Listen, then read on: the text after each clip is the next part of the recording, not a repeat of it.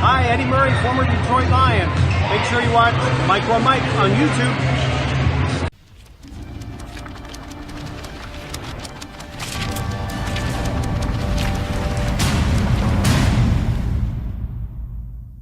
What's going on YouTube? This is your boy Mr. Micro Mike, and today I'm going to do the grades for the Detroit Lions versus the Green Bay Packers last night, Monday Night Football.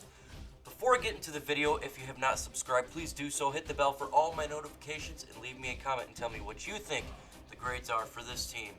Also, tonight, Above the Rim, Detroit Drew's channel. Make sure you check it out. It's going to be a great show. Let's jump into the video. So, we're going to go ahead and talk about the elephant in the room first, and that's the grades of the referees. I give this an F. Absolutely atrocious. The referees played a piss-poor game, and it's affecting everything when it comes to the NFL. This is a multi-billion-dollar business. It is imperative that they actually start doing their job to run it as a business, as it is supposed to be done. There's accountability across the board when it comes to the NFL players, as well as, the owners, the coaches, the staff. Except for it seems like the referees, there's not a whole lot of accountability. And we know how much I'm upset about what took place last night and throughout the NFL this whole year. Let's not just talk about this game, but the referees have been playing poor all year long, and it started kind of from last season really bad. Obviously, there's been a lot of bad officiating throughout the years, but it's really gotten worse.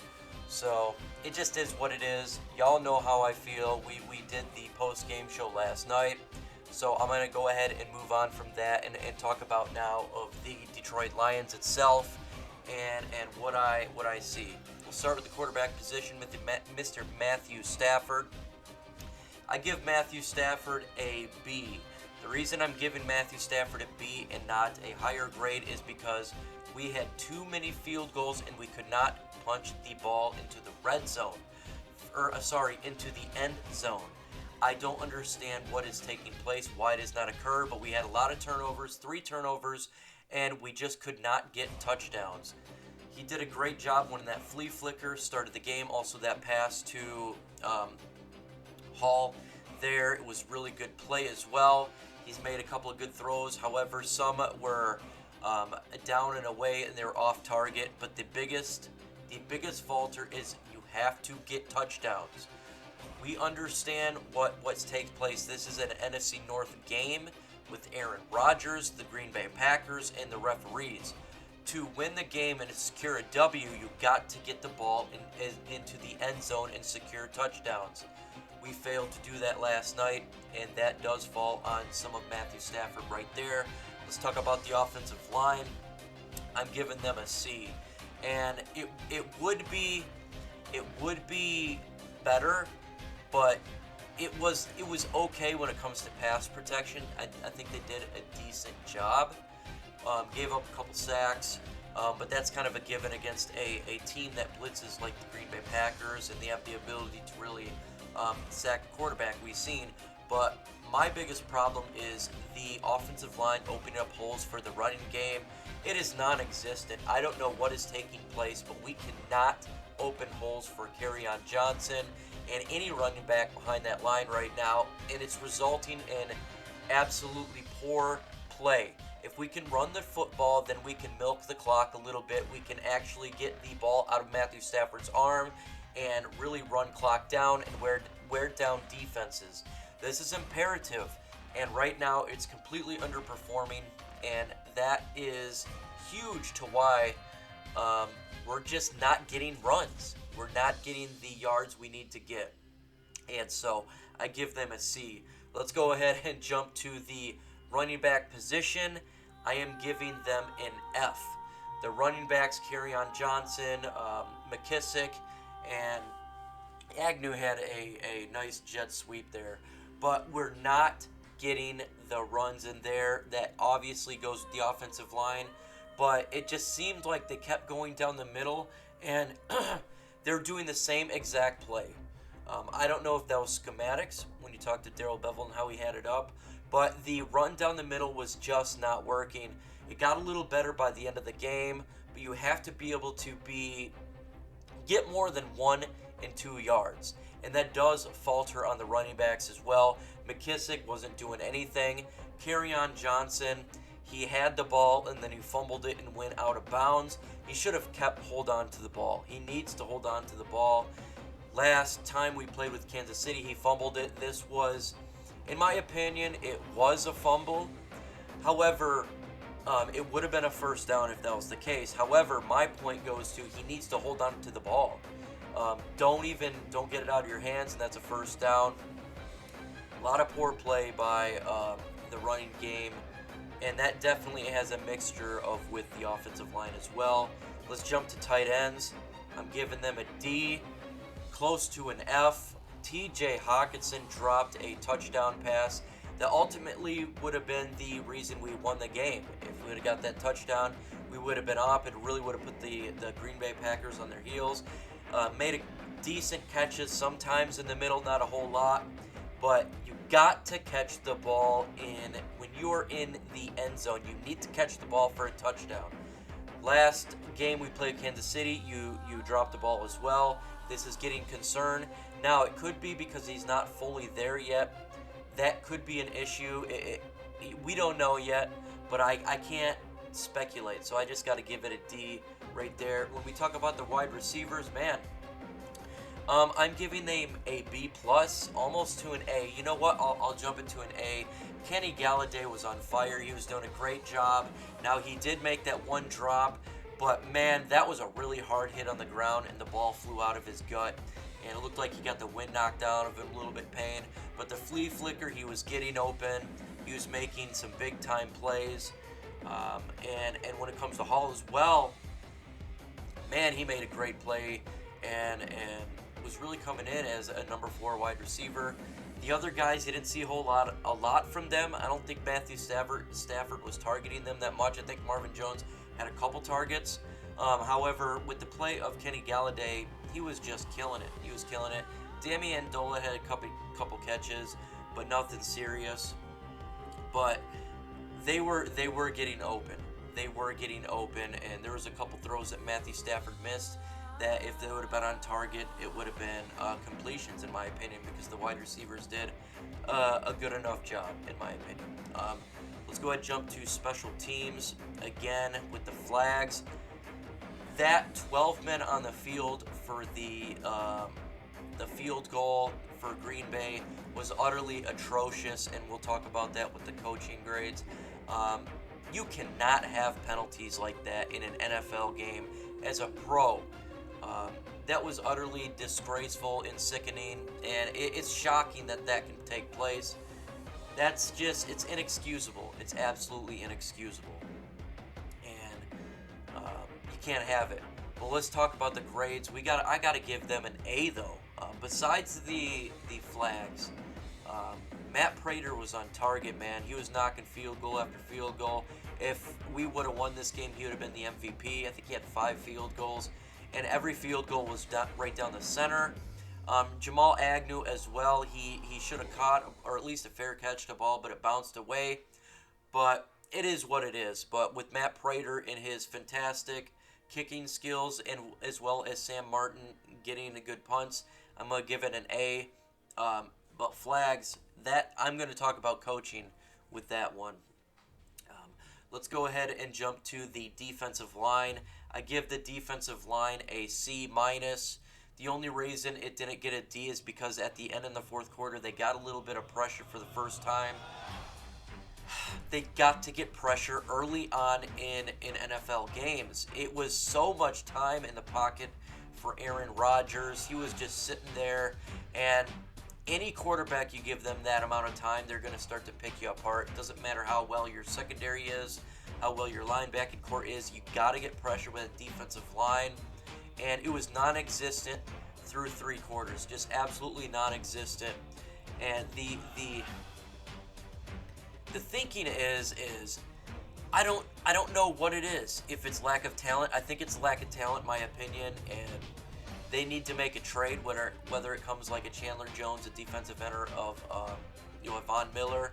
I think they really need to do this. This is something that must be done to salvage this season, because you win in the trenches. If you do not win in the trenches, you do not win games. And right now, the defensive line is completely underperforming. Trey Flowers is not living up to his contract. He did have a couple bull rushes that got called for the phantom flags.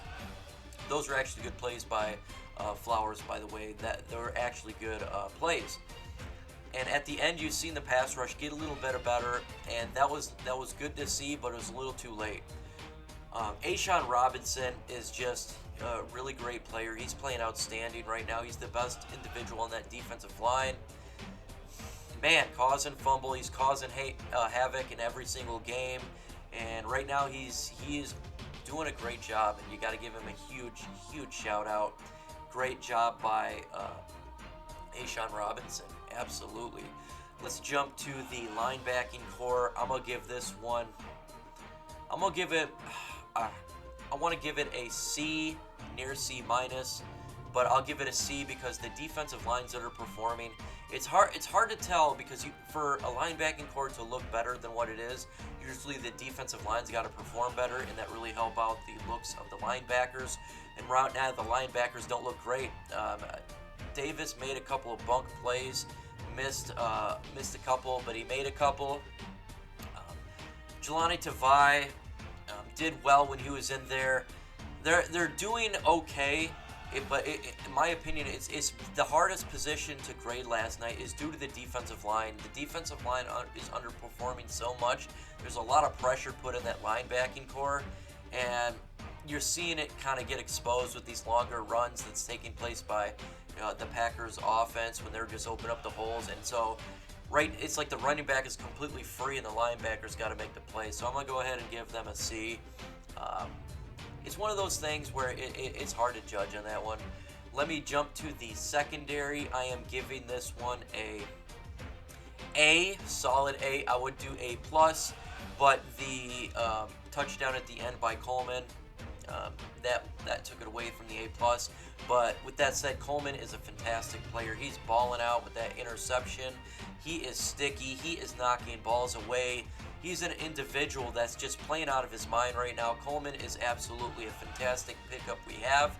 And the reason that this season is hanging on a thread is due to this secondary playing so well. If it wasn't for such a great secondary, I think we would definitely be looking a lot worse than what we are. But the secondary is just extremely well. Rashawn Melvin, he did get that one pass was sent to him, but it was perfect coverage. It was just a great pass and a great catch. It was perfect coverage. He was on the wide receiver right there. He turned around and he just made the catch, but he's still a fantastic player. A big play Slay. No one threw his way. He is sticky, as we know. He's big play Slay. No big plays was made because they didn't throw his way that much. And that's a result of when you're having an individual that can play on an island. Now, what sucks about the safety position is Diggs did not play. That really hurt us because he's a fantastic safety. I think Tracy Walker did well. He made a couple mistakes, but he did well. He's a young safety, we got to understand, and of course that's going to take place. I'm not really going to throw him under the bus or anything whatsoever. I think he did well, understanding that Diggs was not playing. A lot more pressures on him. And the individuals that took Diggs' place, they did okay. I'm not going to say they did horrible because you got to understand these guys are second stringers, so they're not meant to be a starter, and so I think they did okay in the place. There's a lot of missed tackles, a bad coverage. I seen specifically on that pass where Aaron Rodgers threw it to, I think it was his wide receiver, and there was no one around him, and the wide receiver just dropped it, or as the running back, I can't tell what skill player was that, and there was just no one around him, and missed tackles. But still, I got to give this secondary an A. I mean, look what they're dealing with this defensive line and no pressure, and they are, I mean, to have the quarterback after about 10 seconds in the pocket still can't throw the ball is extremely well. The secondary is playing out of its damn mind, and they're the MVPs of the season so far. And the reason why, we're in games is because of the secondary. Now let's jump let's jump to coaching here. And, I got to give this a D. And I know it's a little bit harsh considering the fact that the game was 22-23 at Lambeau Field with, an NFC North showdown. And with the bad play calls we've seen from the referees. But the epitome of bad refereeing is when you have 12 men on a field to stop a field goal. That is inexcusable. How does that happen? They get the first down and score. That, to me, that is absolutely atrocious when it comes to coaching. That should never happen. That play should never happen. It made me sick to my stomach to see that this can happen to a pro team. That's inexcusable, period. Let's jump to that controversial pass interference that they did not throw the flag. I'm not going to burn Matt Patricia for this one because you got to understand he's thrown challenge flags throughout the year so far, and none has panned out. So if he throws the flag there, in my opinion, odds are it's not going to pan out, and you lose a timeout. So I'm not going to bang him there. That's a 50-50 one in my thinking and thought process of there. I'm not going to kill him on that one. I don't think... You got to understand, it hasn't worked out well. And we're not just talking about the Lions, but if you look out through the NFL, these pass interference flag calls are just not changing. Like, they won't change it unless it's insanely blatant. And who knows? Even if they do it there, they're not calling it. That rule change is not affecting anything right now. And it's sad because there's a lot of pass interference that we're seeing. In my opinion, that was pass interference. But the odds are the referees are not going to change it. And let's jump to I did like the decision of going for it on 4th down. I thought that was a great job when they got the touchdown. But the flags that is taking place throughout the team when it comes to the offensive line, when it comes to special teams, when it comes to defense, in which those flags I'm not going to knock Patricia for because they're bull crap. But the offensive line false starts is sickening to me because every time we get an offensive line flag, the play is over, the drive is over. And this is something that they got to figure out. Now, the Lions are 4th in the NFL of most flags on special teams. This is on coaching. This is inexcusable. There's so many flags. And I'm talking about the ones that are legit flags here. We're not talking about the ones that are not flags. But you got to get better with your game time management as well. Like, what is up with these calling the timeouts when there's 2 minutes already there? Man, it's just, he's got to do a better job. The defensive coordinator has done a decent job.